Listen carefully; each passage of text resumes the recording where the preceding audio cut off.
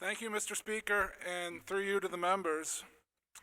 As someone who was raised in public housing in the town of Norwood, public housing that was proudly built by the Commonwealth of Massachusetts, and as a lifelong renter and housing justice activist, I rise to speak on the housing choice proposal that is now before us as part of this economic development bill.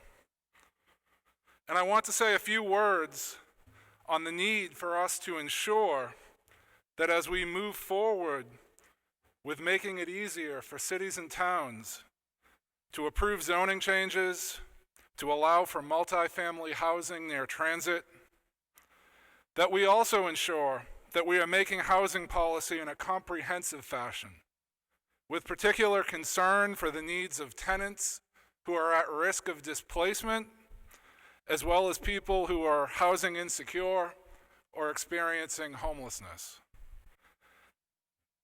Today is a very big deal, and I want to say thank you to you, Mr. Speaker. Thank you to the esteemed housing chair, the gentleman from Brighton. Thank you to the chair of the Economic Development Committee and the Committee on Ways and Means for providing us with the opportunity to debate on housing policy. We are facing an affordable housing emergency, an emergency that has been made all the more urgent by the COVID-19 pandemic. And I use this word emergency advisedly.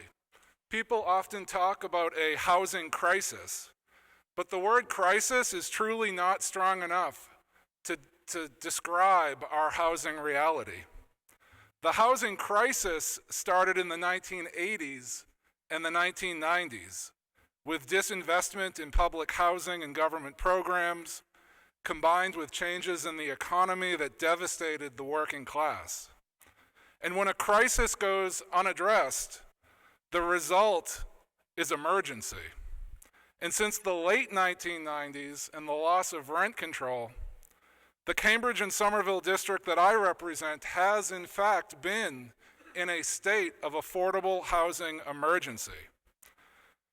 And when an emergency goes unaddressed, that leads to disaster.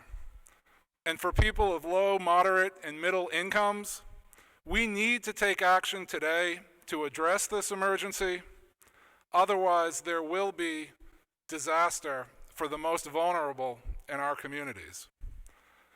I want to be clear that I am generally supportive of the concept that the governor introduced to reduce local zoning approval thresholds from a 2/3 majority vote to a simple majority vote to support the production of multifamily housing near transit. Exclusionary zoning tied to racism undoubtedly exists in our Commonwealth. And the Housing Choice Initiative makes a partial yet credible effort to address this. And while there is a theoretical case to be made for maintaining the 2/3 approval standard for local zoning changes, it should be noted that in most jurisdictions across our country, a simple majority standard is the norm.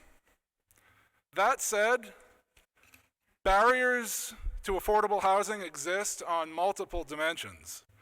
And this is why Black-led and people of color-led and working class groups have made it clear that the governor's proposal needs to be paired with strong tenant protections, local options for new revenue to fund public investment in affordable housing, and other equity measures.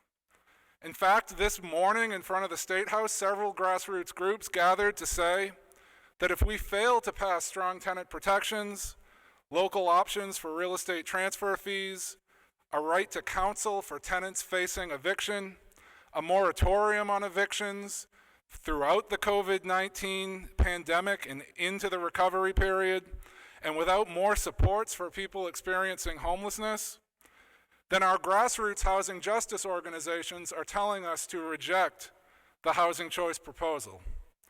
Personally, I'm hoping it doesn't have to come to that. I put on my face covering today and came into the State House, hopefully to do my part to be a bridge builder.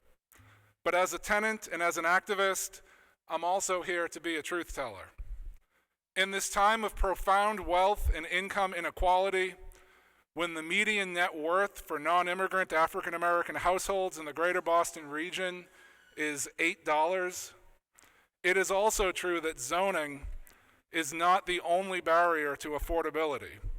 In fact, it has been documented that market rate housing production, particularly new luxury housing and new commercial development, can actually drive the displacement of low, moderate, and middle income renters and people of color.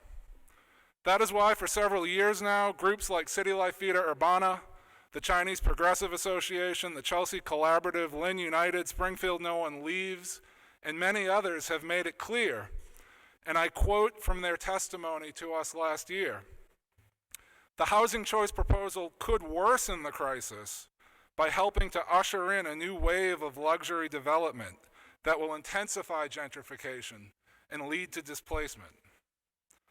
And yet, there is room for common ground on this proposal. Our leading housing justice organizers go on to say that zoning reform could be one part of a strong response to the housing crisis if it is genuinely aligned with concerns for social, economic, and racial justice, and if it is coupled with measures that ensure affordability, prevent displacement, and enable municipalities to take action. Our housing justice organizers conclude by saying it would be a betrayal of our communities to pass the governor's housing choice initiative without substantive amendments and without these companion measures. So, Mr. Speaker, as we consider the bill and the amendments today, I hope we will keep these words in mind. We now have an opportunity to make the governor's housing choice proposal more equitable for all our communities. I want to say thank you once again to the Speaker, to the esteemed chair of the Housing Committee and Ways and Means and Economic Development for giving us this chance to consider housing legislation. Finally, in closing, I once again ask that as we move to give our cities and towns the option of more easily zoning for multifamily housing near transit, let us take steps to give our municipalities the option of protecting tenants from displacement and the option of raising new revenue to make public investments in affordable housing. If we do that, then we won't just enact the housing choice legislation, we will provide our cities and towns with truly equitable choices for addressing the housing emergency. Thank you.